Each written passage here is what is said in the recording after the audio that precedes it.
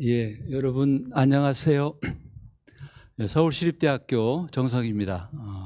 이렇게 세계 각국에 있는 우리 여러 분들과 함께 좋은 시간 갖게 돼서 대단히 반갑습니다. 오늘 이야기의 주제는 둘이죠. 하나는 Sustainable Mobility.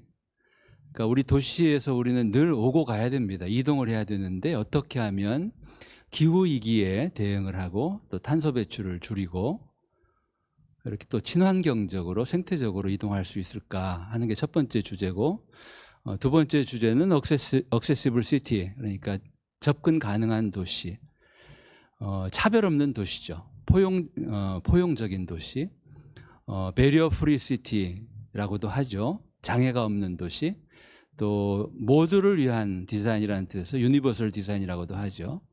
이 두 가지 주제를 함께 다룹니다. 어떻게 하면 우리가 지속 가능한 교통, 그리고 접근성, 차별이 없는 모두에게 접근 가능한 도시를 만들 건가. 저는 여기에 대한 해법은 바로 자동차 중심 도시를 대자보 중심 도시로 바꾸는 것이라고 생각합니다. 대자보 도시, 그러니까 대중교통과 자전거와 보행으로 자가용이 없이도 자가용보다 더 빨리 편리하게 이동할 수 있는 도시를 만드는 게 그 해법이다, 이렇게 생각을 합니다. 대자보 도시라고 하는 말은 이 대중교통 자전거 보행의 첫 자를 따서 만든 이름인데, 영어로 표현한다면 영어로 메트로, 버스, 메트로, 또 워킹이라고도 표현하죠. 저는 이거를 이제 버스, 그리고 바이크, 그리고 워킹, 그리고 BBW라고 표현을 하고 싶습니다. 제가 90년대 말에 독일의 듀셀도르프에 출장을 갔을 때 찍은 사진이에요. 이 듀셀도르프 중앙역 앞에 딱 내리면 바로 앞에, 역 바로 앞에 이렇게 대중교통을 환승할 수 있는 이 트램 정류장이 있습니다. 바로 그때 우리 서울의 서울역 앞의 모습이에요. 서울역 앞은 디셀도르프역과 사뭇 다르죠. 역 바로 앞에 공간은 전부 자가용 주차장입니다. 그리고 그 다음이 택시를 탈 수 있는 택시 승강장이고, 그리고 그 다음 또 떨어져 있는 곳이 버스 정류장이고, 그리고 이때는 서울역 앞에 횡단보도가 없어서 이렇게 길을 건너가려면 지하도로 건너가야 했죠. 그러니까 이 역 앞의 공간을 어떤 이용자들에게 우선적으로 주는가, 많이 대조적이죠. 그 무렵에 암스테르담, 네덜란드에 출장을 가서 찍은 사진입니다. 암스테르담 도시 바깥에 차를 타고 가는 중인데 계속 자전거가 지나가요. 그래서 이제 물어봤습니다. 이 사람들은 어디를 가느냐? 아주 멀리까지 여름 휴가를 가는 거예요. 자전거를 타고. 자전거에 이렇게 짐을 싣고. 이 자전거 도로는 차도와 이렇게 분리되어 있어서 안전하죠. 그리고 자전거로 장거리 이렇게 이동하는데 안전하게 또 편리하게 이런 그 환경들을 갖추고 있었죠. 우리가 그 이야기하는 도로는 크게 두 종류입니다. 하나는 영어로 로드고 하나는 스트리트예요. 이 로드는 우리말로는 도로라고 번역할 수 있겠죠. 이 출발지와 목적지를 빨리 가는 게 중요합니다. 이를테면 고속도로 또는 자동차 전용 도로가 이 로드에 해당되겠죠. 또 하나의 길은 스트리트입니다. 이 스트리트는 빨리 가는 게 중요하지는 않죠. 길의 과정도 중요합니다. 이를테면 우리가 오래된 시장길을 걸으면서 흥정도 하고 친구도 만나고 대화도 나누고 하는 것처럼 이 도로는 다양한 용도로 쓰입니다. 이 아스팔트 포장된 도로는 이렇게 자동차가 달리는 도로로 쓰이기도 하죠. 그런데 그 자동차 도로 위에 이렇게 횡단보도 표시가 된 곳은 차와 사람이 함께 또 쓰죠. 그리고 도로는 빨리 지나가는 곳만이 아니죠. 이렇게 앉아서 쉬기도 하고, 또 가끔씩 우리 2002년 월드컵 때 이렇게 거리에서 시민들이 거리 응원도 하기도 하죠.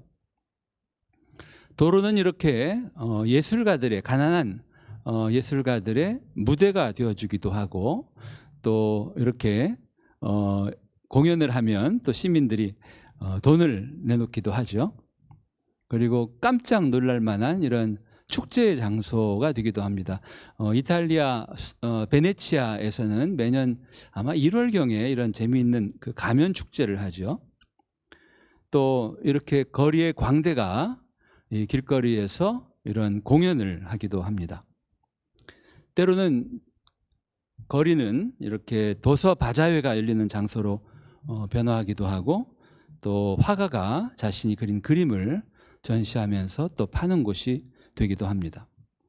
여기는 싱가포르이에요. 싱가포르의 오키드 스트리트죠. 굉장히 넓은 보도 한쪽에는 이렇게 갤러리, 사진들 또는 그림을 전시할 수 있도록 이 도로를 또 다양하게 쓰기도 하죠.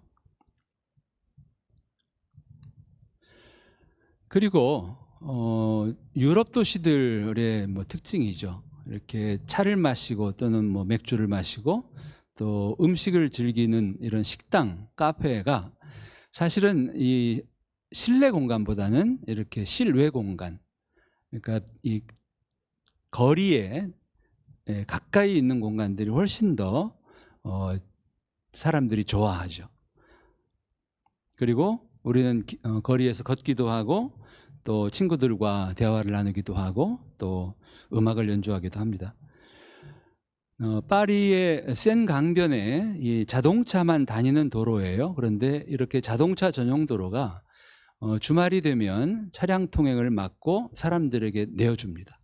그러면 이 차가 다니던 길에서 사람들은 달리기도 하고 또 자전거도 타고 또 인라인 스케이트를 즐길 수도 있죠.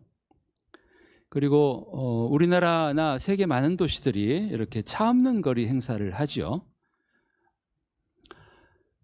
우리가 어떤 이동수단으로 도시에서 이동해야 할까, 아주 그 세 가지 이동수단들을 비교한 사진입니다.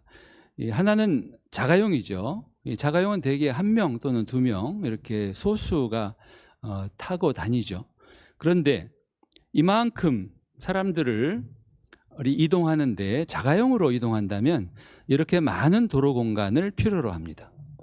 그런데 그 사람들이 만약에 자전거를 타고 이동을 한다면 자가용보다는 훨씬 적은 공간을 필요로 하고, 만약에 이 사람들이 대중교통으로 이를테면 버스로 이동을 한다면 훨씬 더 적은 공간이 필요하죠. 그러니까 우리가 이렇게 이동 수단에 따라서 이 도시 공간을 또는 도로 공간을 점유하는 면적이 크기가 다릅니다. 그런데 만약에 우리가 자가용 중심으로 도시의 교통을 운영을 한다면 몇 명 타지 않은 사람들에게 아주 많은 공간들을 내어줘야 합니다. 대중교통 중심의 도시를 만든다면 훨씬 많은 사람들이 훨씬 적은 공간을 효율적으로 이용할 수 있겠죠. 우리 도시가 아주 근본적으로 크게 바뀌게 된 계기는 자동차 대중화 시대, 모토라이제이션입니다. 그러니까 누구나 차를 가지고 또 타고 다니는 이 자동차 대중화 시대를 맞이하면서 도시가 아주 크게 바뀝니다. 서울의 이 초등학교 주변 스쿨존의 풍경입니다. 우리나라는 자동차 대중화 시대를 맞기 전에 이 차고지 증명제 도입을 안 했습니다. 뭐 일본이나 선진국들은 했죠. 그러니까 개인의 소유인 이 자동차를 사려면 내 차를 보관할 곳, 이를테면 차고 또는 주차장을 입증을 해야 차를 살 수 있게 하지 않고 너나 할 것 없이 모두가 차를 가진 뒤로 주차장이 부족하니까 과거에 아이들이 걷고 뛰고 놀던 우리 주택가 길들을 이렇게 주차장으로 바꾸었습니다. 그렇게 주차장으로 많은 공간을 내어준 좁은 통학로에 또 차들이 오고 가죠. 아이들은 이 위험한 도로 위를 걸어서 학교에 갑니다. 이 대한민국의 많은 이 지방 도로들을 보면 도로를 만들 때 차도만 만들고 사람이 걸어갈 수 있는 보도를 만들지 않은 도로들이 많죠. 그래서 이렇게 시골길에서 어르신들이 대단히 위험하게 이 차 옆을 보도도 없는 도로변을 걷게 됩니다. 90년대 후반 제가 찍은 사진입니다. 서울의 잠실 주공 아파트 앞에 횡단보도 사진입니다. 이 가운데 길을 건너는 할머니를 주목해 보십시오. 횡단보도 신호등은 녹색인데 이 할머니는 횡단보도의 중간쯤 지금 길을 건너왔죠. 그리고 중간 조금 더 걸어가는 순간 횡단보도의 신호등의 색깔은 빨강색으로 바뀝니다. 그리고 채 길을 건너기도 전에 자동차들은 빵빵 경적을 울리면서 할머니를 마치 이렇게 빨리 비키라고 하듯이 달리기 시작합니다. 거의 비슷한 시기에 미국의 샌프란시스코에 출장을 가서 역시 제가 찍은 사진이에요. 노부부가 도로 횡단보도 길을 건넙니다. 저 위에 보이는 횡단보도 신호등 색깔은 초록색이죠. 길의 중간쯤 건넜을 때도 여전히 초록색이고, 길을 거의 다 건넜을 때도 초록색이고, 그리고 길을 다 건너고 난 뒤에도 여전히 횡단보도 신호등은 초록색입니다. 자, 왜 이 서울의 이 횡단보도는 길을 건너는 보행자에게 이렇게 시간을 조금 주고, 왜 샌프란시스코는 이렇게 넉넉하게 시간을 주었을까? 이 근본적인 차이는 어디에 있을까? 왼쪽이 샌프란시스코고 오른쪽이 서울입니다. 가장 큰 차이는 도로 폭입니다. 샌프란시스코는 도로 폭이 20m 정도밖에 안 돼요. 근데 서울의 잠실 이 도로는 도로 폭이 50m입니다. 그러니까 우리는 이 도시를 만들 때 슈퍼블록, 그러니까 블록을 아주 크게 만들고 광로, 이 도로폭을 넓게 만듭니다. 이런 도시는 자동차가 다니는 데는 편리하지만 사람들이 길을 건너고 사람들이 걷는 데에는 위험하고 또 불편하죠. 어떻게 우리가 도시를 만들 건가? 사람들이 필요해서 만들어낸 자동차가 어느새 우리의 주인이 되고 사람들은 오히려 자동차의 노예가 되어버렸는지 모릅니다. 서울의 동대문에 있는 이 DDP라고 하는 건물이죠. 그 세계적인 건축가 자하 하디드가 설계한 건축물이죠. 굉장히 유명한 건축물이고 또 멋진 건축물일 수 있지만 저는 이 건물을 좋아하지 않습니다. 그 이유는 이 건물은 창이 없어요. 이 도시에 지어지는 건물이 창을 내지 않는다는 것은 이 창밖의 도시와 이렇게 소통하지 않겠다는 뜻이기도 합니다. 오히려 제가 좋아하는 도시는 이런 도시입니다. 길가, 사람들이 걷고 있는 이 보도에 쭉 늘어서 있는 나지막한 건물들, 그리고 이 건물들의 1층은 대부분 우리 걷는 사람들을 즐겁게 해주는 그 리테일, 소매 용도들 가게들이 많죠. 빵집이라든지 또는 카페라든지. 서울은 자동차 대중화 시대를 맞은 뒤 1990년대 말까지 정말 자동차 도시였어요. 이런 상황에서 시민단체들이 서울을 좀 더 사람 중심의 도시, 좀 걷고 싶은 도시, 걸을 수 있는 도시를 만들자는 시민운동을 시작했고, 그 당시에 서울연구원에서 연구원으로 일했던 저도 이 운동에 함께 참여했습니다. 그러면서 서울이 변화하기 시작했죠. 지금은 아주 서울의 대표적인 이 보행 거리인 이 덕수궁길이 왼쪽이 과거의 모습입니다. 덕수궁 담장이 보이고 그 옆 도로는 자동차가 왕복으로 통행을 했고 보도는 아주 좁았습니다. 이랬던 덕수궁길을 오른쪽처럼 바꾼 거죠. 이 자동차 도로를 일방 통행으로 원웨이로 바꿨고, 그리고 차도는 좁혔고, 그리고 차가 과속을 못하도록 이렇게 꺾었죠. 부드럽게 휘어지도록 슬라럼 형태로. 그리고 나머지 공간들을 전부 이렇게 보행자들에게 돌려준 겁니다. 서울의 예술의 전당 앞에도 과거에는 지하보도만 있었습니다만 99년에 횡단보도를 복원해서 사람들이 땅 위로 길을 건널 수 있도록 했죠. 그리고 서울 도심부의 인사동 그리고 명동 그리고 관철동 세 지역에 차 없는 거리가 등장을 합니다. 인사동의 경우는 이제 처음에는 일요일만, 그리고 그 뒤에 주말, 일요일만, 그리고 요즘에는 이제 매일매일 차 없는 거리를 하죠. 그리고 명동, 관철동은 매일 지금 차 없는 거리로 고정적으로 하고 있죠. 서울시청, 어쩌면 서울의 가장 상징적인 장소죠. 서울시청 앞에 2004년에 이렇게 서울 플라자가 만들어지기 전까지 시청 앞에서 우리 시민들은 길을 건널 수가 없었습니다. 왼쪽 사진을 보십시오. 그러니까 시청 앞에 이 횡단보도가 전혀 없었고 오직 지하도로만 있었죠. 자동차는 모든 방향으로 다 마음껏 회전하면서 다녔지만 사람은 시청 앞을 땅 위를 걸어서 건널 수 없었던 것이었죠. 굉장히 부끄러운 우리의 옛 모습이었죠. 이렇게 서울 시청 앞에 보행자를 위한 광장이 만들어지고 횡단보도가 그어진 뒤로 이제 사람들은 시청 앞을 자유롭게 안전하게 건너갈 수 있게 되었습니다.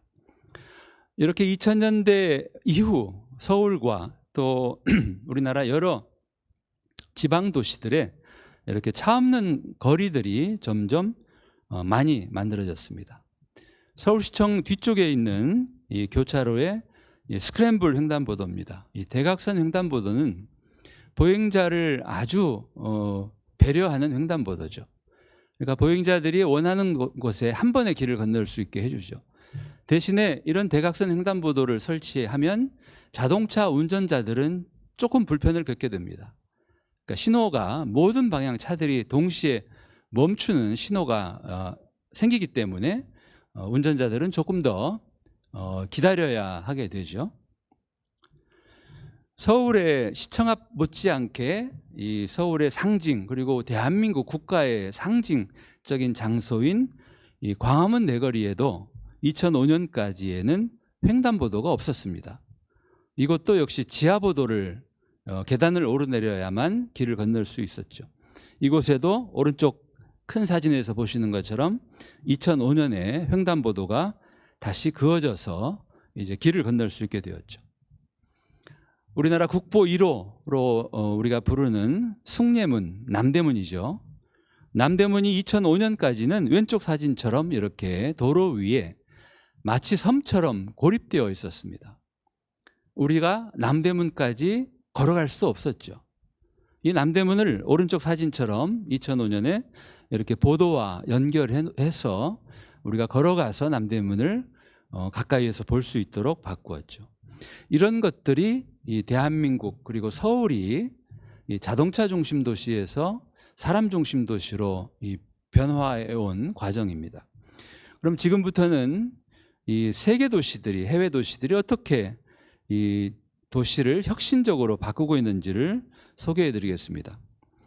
덴마크의 수도 코펜하겐은 1962년에 이 다운타운에 있는 수많은 도로들 가운데 딱 한 거리를 차 없는 거리로 바꿨습니다. 이때까지만 해도 이 다운타운의 모든 도로들은 전부 자동차들이 다니고 또 길가는 주차된 차들로 가득 채워져 있었고 옛날에 광장이었던 곳도 전부 주차장이었어요.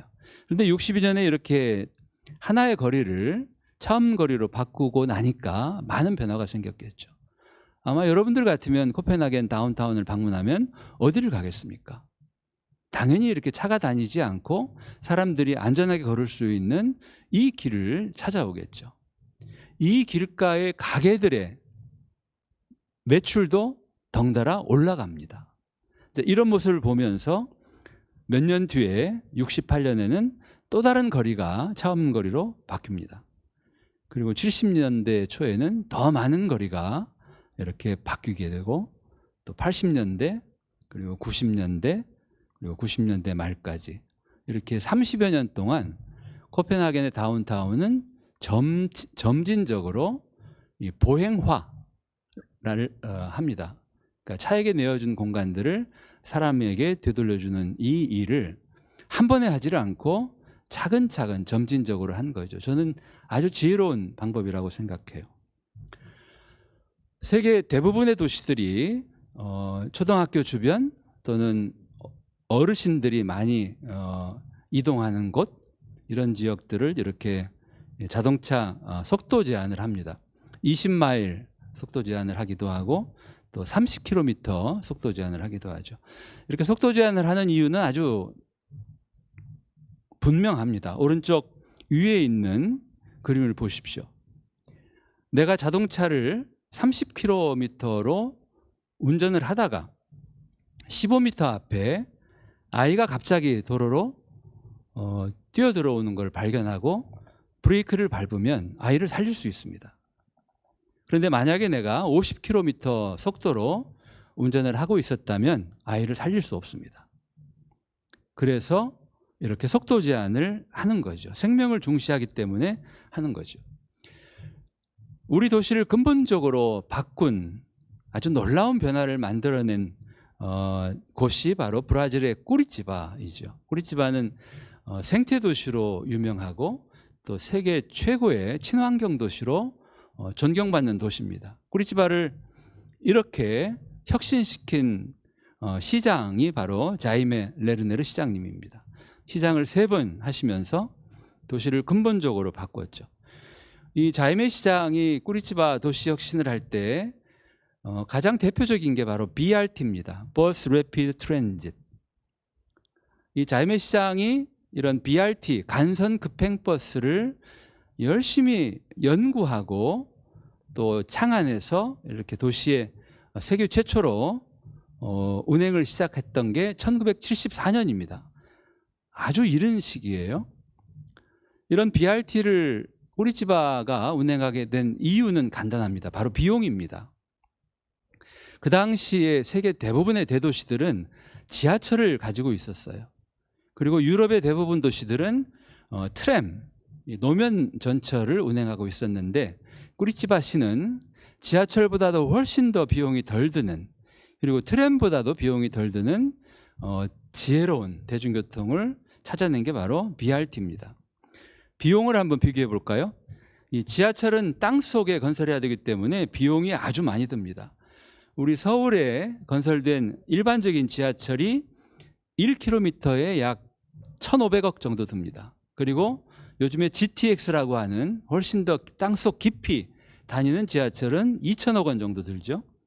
이에 반해서 노면전철 트램은 1km에 50억 정도가 들고 500억 정도가 들고, 그리고 BRT는 30억 정도 듭니다. 그러니까 이만큼 같은 대중교통이라 하더라도 이 건설 비용이 확연히 다른 거죠. 그래서 지금은 전 세계 대부분 도시들이 대중교통을 BRT로 운행을 하고 있죠.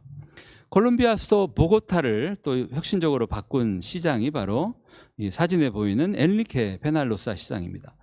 엔리케 시장은 이 콜롬비아 보고타 시에 1년에 하루는 시민들이 자가용을 타지 않는 날, 이 카프리데이를 처음 도입했고, 그리고 이 트랜스밀레니오라고 이름 붙인 BRT를 운행을 시작했고, 그리고 이 보고타시에서 처음 시작되어서 전 세계로 확산된 게 바로 시클로비아입니다. 우리말로는 차 없는 거리입니다.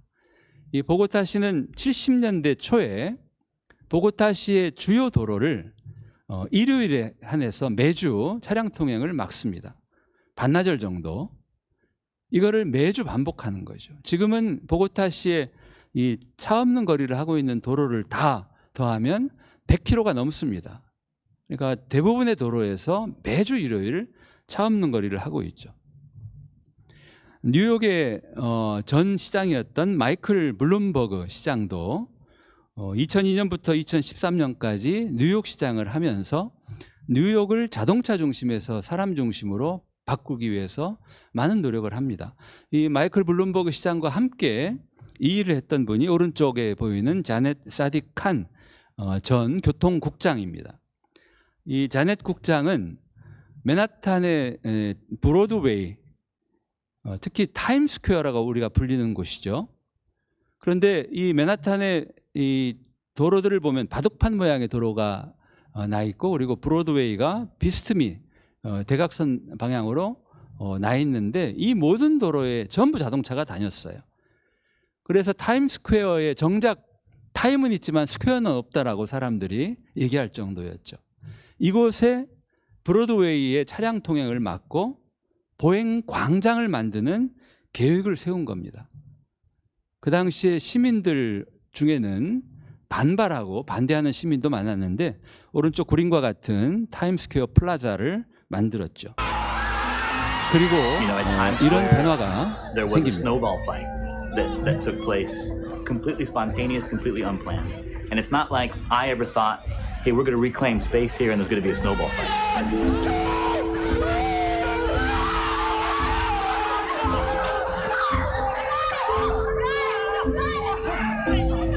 You know, that maybe wildness, you know, of a city can really only happen when you have a critical mass of people living their lives in the public realm. 자동차가 다니던 도로를 보행자를 위한 광장으로 바꾸고 난 뒤에 어느 겨울에 폭설이 내린 거죠. 그리고 그곳에 모여있던 사람들이 갑자기 누가 시키지도 않았는데 두 편으로 나뉘어 가지고 아이들처럼 눈싸움을 하는 모습을 담은 얀겔의 위대한 실험이라고 하는 영화에 들어가 있는 영상입니다. 이처럼 우리가 도시를 바꾸면 사람들의 마음도 바뀌게 됩니다. 프랑스의 파리의 전 시장이었던 베르트랑 들라누에 시장도 아주 혁신적인 일을 벌였죠. 2002년 7월 여름에 한 달 동안 센 강변 이 조르주 뽕피두라고 이름 불리는 이 자동차 전용 도로를 폐쇄합니다. 여름 한 달 동안. 그리고 자동차가 다니던 이 자동차 도로를 해변으로 바꿉니다. 파리 플라주라고 부르죠. 이렇게 바뀐 공간에서 한 달 동안 200만 명 파리 시민들이 이곳을 이용합니다. 시민들의 반응이 좋으니까 매년 반복하다가 2010년에는 아예 이 도로를 영구 폐쇄시킵니다. 그러니까 정말 파격적이죠. 현재 파리 시장님이신 안 이달고 파리 시장, 이분은 2014년에 파리 시장에 당선이 되었고 6년 임기를 마친 2020년에 재선에 출마합니다. 그때 내건 공약이 바로 파리를 위한 선언이라고 하는 이 공약인데 생태, 그리고 연대, 그리고 건강이라고 하는 세 가지 키워드를 바탕으로 아주 놀라운 공약을 발표를 합니다. 그 중에 하나가 파리 도심부 거의 대부분 지역을 30km 속도 제한을 하겠다는 겁니다. 아마 우리 서울이나 또 다른 도시들에 이런 공약을 내건 시장이 있다면 아마 선거에서 떨어졌을 거예요. 그런데 이달고 시장은 당선이 됩니다. 그리고 파리의 대부분의 도로변에는 주차장이 있습니다. 이 주차장의 4분의 3 정도를 폐쇄하고 주차장으로 쓰이던 공간을 보행자를 위한 보도, 또 자전거 도로, 그리고 녹지로 바꾸겠다는 공약을 발표합니다. 그리고 파리의 가장 상징적인 도로죠. 이 샹젤리에 거리, 이것도 자동차를 위한 공간은 각각 2개 차선 정도만 남기고 나머지 도로는 보도로 그리고 녹도로 바꾸겠다라는 뜻을 담은 샹젤리제 정원화 계획을 또 발표를 하죠.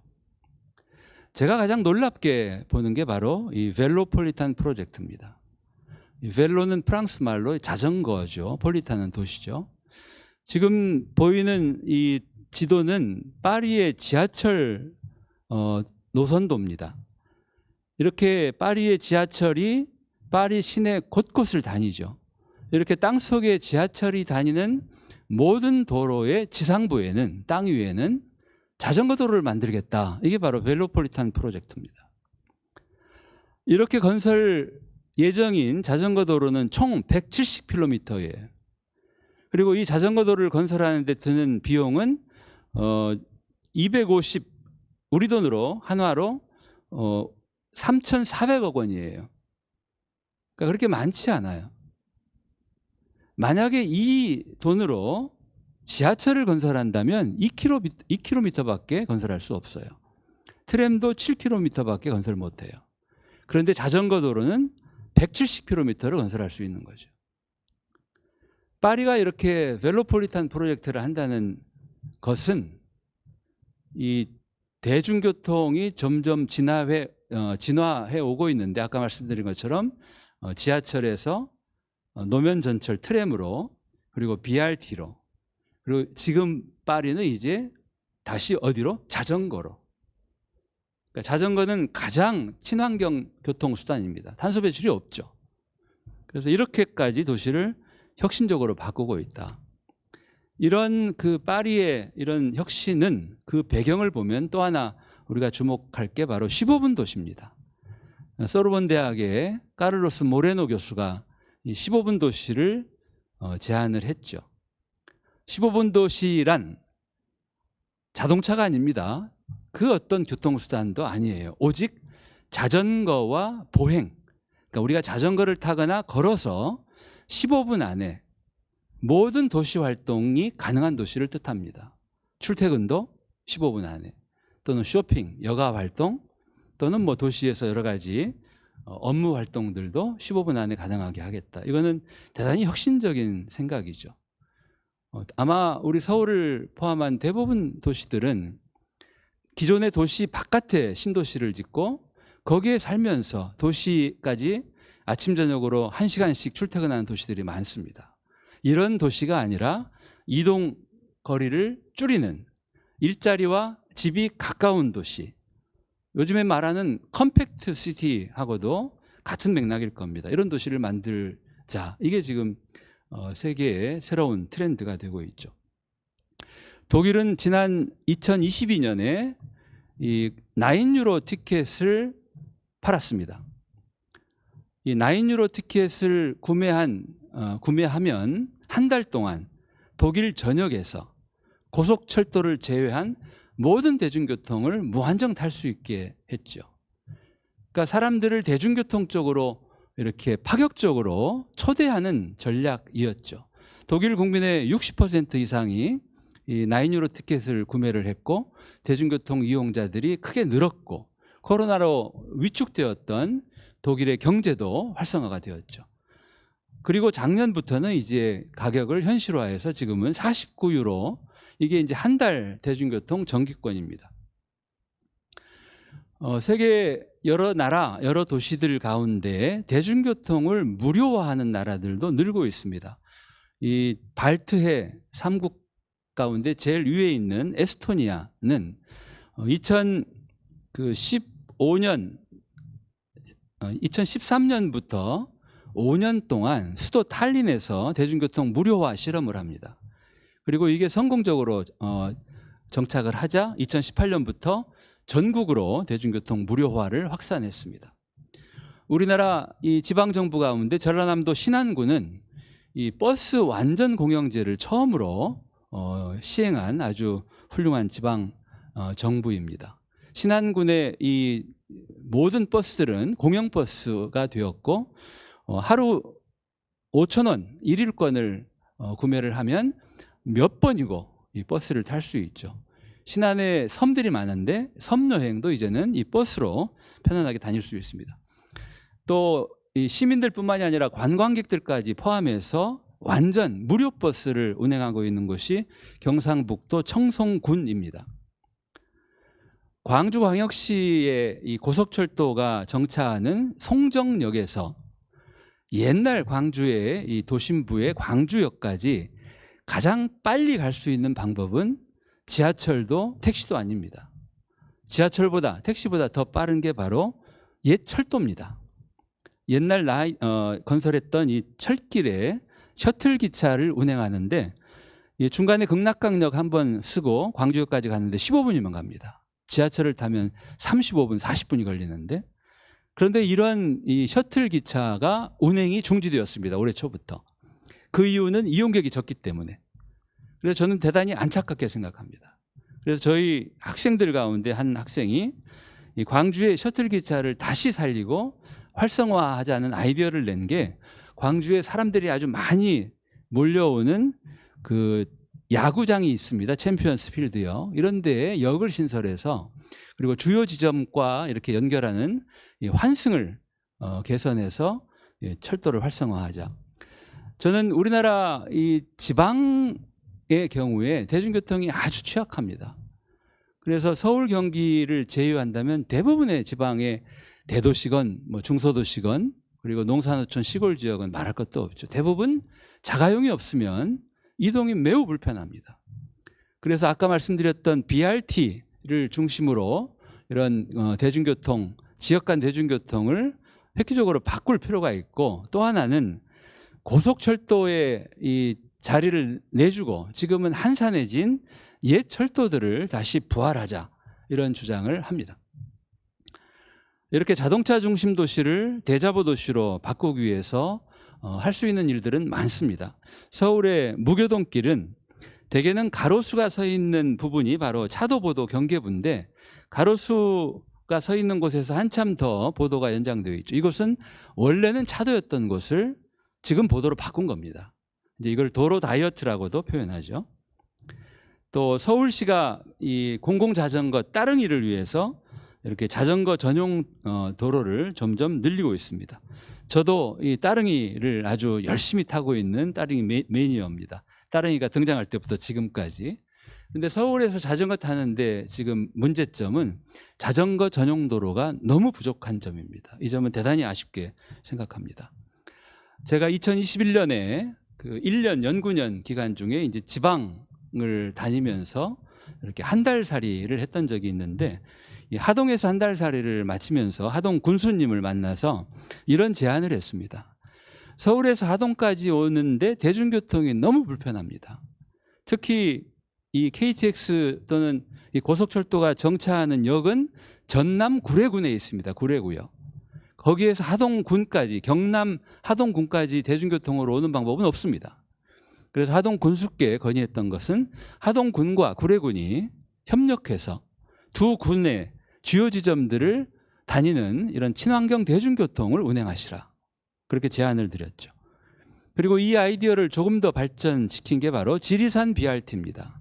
지리산은 우리나라에서 가장 사랑받는 남쪽의 높은 산이죠. 이 지리산을 5개 시군이 둘러싸고 있습니다. 전라북도 남원시, 그리고 전라남도 구례군, 경상남도 하동군, 산청군, 함양군. 이 5개 이 지방 정부들은 지리산을 에워싸고 있는 공통점이 있지만 행정구역이 다르기 때문에 서로 대중교통으로 오고 가기는 너무나 불편하죠. 그러나 도로는 이미 나 있습니다. 지금 이 핑크 색깔로 표시되어 있는 선이 바로 이미 나 있는 도로예요. 이 도로 위에 BRT를 운행한다면 5개 시군이 마치 하나의 생활권, 하나의 경제권이 될 수 있다. 제가 전주에서 한 달 살이를 하면서도 아주 많이 놀랬던 적이 있습니다. 이 전라북도의 가장 대표적인 도시가 전주, 군산, 익산이죠.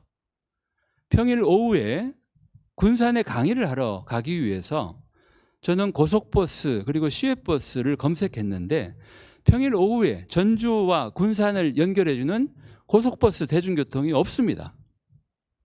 결국 자가용을 빌려서 다녀올 수밖에 없었죠. 이런 불편함을 겪고 제가 전라북도에 정식 제안한 게 전북 BRT입니다. 전라북도에 있는 14개 시군을 최단거리로 연결하는 도로는 대부분 이미 건설되어 있습니다. 그 도로 위에 주요 지점만 정차하는 BRT를 운행한다면 전라북도 14개 시군은 이제 하나의 생활권이 될 수 있다. 대중교통은 조금 더 친절해져야 합니다. 요즘에 서울의 이 버스 정류장에는 이 곧 도착할 버스가 언제 오는지 이렇게 안내를 해주는데, 그 버스의 혼잡도도 이렇게 알려줍니다.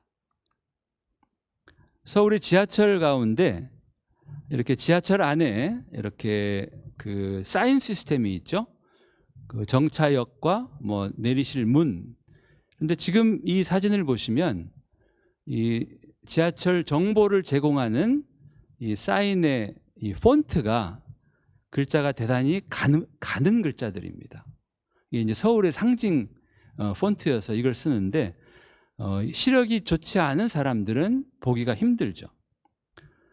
일본의 오사카역의 지하철 안내를 보면 서울보다 훨씬 더 굵은 글씨로 안내해주고, 그리고 이 차량이 현재 지금 내가 타고 있는 이 7번 차량이 있고, 거기에서 내리면은 에스컬레이터나 엘리베이터 또는 계단이 어디에 있는지를 내리기 전에 미리 이렇게 정보를 제공해 줍니다.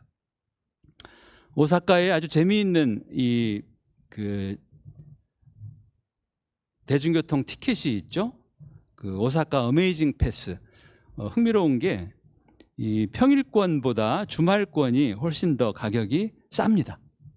그래서 주말이나 공휴일에 오사카를 방문하는 관광객들이 이 대중교통 티켓, 그리고 이 티켓은 대중교통뿐만이 아니라 관광지 입장료까지도 함께 연동해서 이렇게 대중교통으로 관광을 활성화하는 방법도 있습니다. 전주시가 이 코로나가 오기 전에 차 없는 거리를 한 달에 한 번 정도 이렇게 지속해서 했습니다. 아까 콜롬비아 보고타시 얘기를 했죠. 이 차 없는 거리는 지속적으로 해야 효과적입니다. 가장 바람직하기로는 매주 하는 겁니다. 우리나라에서는 그래도 가장 이렇게 지속적으로 정기적으로 한 도시가 바로 전주시입니다. 전주시는 한 달에 한 번 이 차가 다니던 도로를 막고, 차량 통행을 막고 시민들에게 내어줬죠. 자동차 도로가 이렇게 차 없는 도로가 되면 놀라운 모습으로 변신을 합니다. 아이들이 안심하고 노는 놀이터로 변모하게 되고, 또 아스팔트 포장 도로가 음악을 연주하는 스테이지로 바꾸어지기도 합니다. 또 아이들이 도로 위에 편히 누워서 책을 읽는 도서실이 되기도 하고, 또 시민들이 마주 앉아서 음식을 나누는 이런 거리의 식탁으로 바뀌기도 하죠. 아쉬운 점은 이게 한 달에 한 번 정도 하다가 코로나 이후에 중단되었습니다. 저는 이런 차 없는 거리를 매주 할 것을 적극적으로 제안드립니다. 왜 그러냐면, 도시를 바꾸려면 시민들의 생각이 바뀌어야 되고, 시민들의 생각이 바뀌려면 자동차 중심 도시보다 대중교통, 자전거, 보행 중심 도시가 나에게 훨씬 좋은 도시라는 것을 몸으로 체험할 수 있어야 합니다.